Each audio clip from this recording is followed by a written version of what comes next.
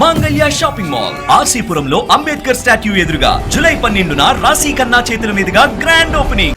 పెట్టుబడుల సాధన లక్ష్యంగా మంత్రి లోకేష్ వారం రోజుల పాటు సాగిన దక్షిణ కొరియా పర్యటన ముగిసింది. ఏపీలో పెట్టుబడులు పెట్టాలని, తమ యూనిట్లను స్థాపించాలని కొరియా కంపెనీలతో లోకేష్ సంప్రదింపులు జరిపారు. ఆయన ప్రతిపాదనలపై పలు దిగ్గజ కంపెనీలు సానుకూలత వ్యక్తం చేశాయి. కొరియా పర్యటనలో పెట్టుబడుల ఆకర్షణ కోసం దిగ్గజ సంస్థల యాజమాన్యాలతో లోకేష్ సంప్రదింపులు జరిపారు. దాదాపు 50 కంపెనీల యాజమాన్యాలతో చర్చించారు. శాంసంగ్, ఎల్జీ, కియా వంటి అంతర్జాతీయ స్థాయి కొరియా కంపెనీల నుంచి ఆయనకు అత్యంత గౌరవం లభించింది.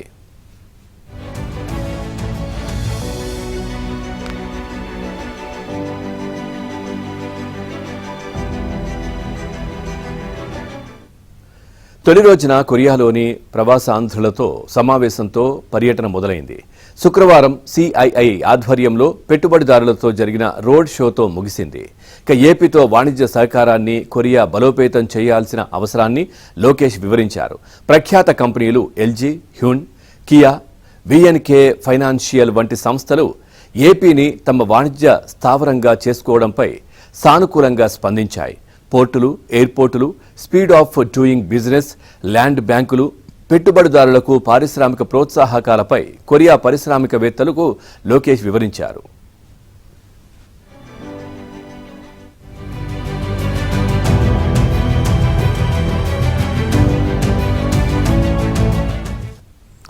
ఆయన చొరవ, వేగాన్ని చూసిన కొరియా పెట్టుబడిదారులు, ప్రతినిధులు పల్లి మంత్రి అంటూ ప్రశంసించారు.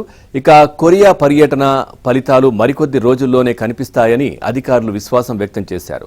భారత్, కొరియా దేశాల మధ్య ఉన్న సంబంధం మరింత బలోపేతం అవుతుందని వాణిజ్య రంగ నిపుణులు అభిప్రాయపడుతున్నారు.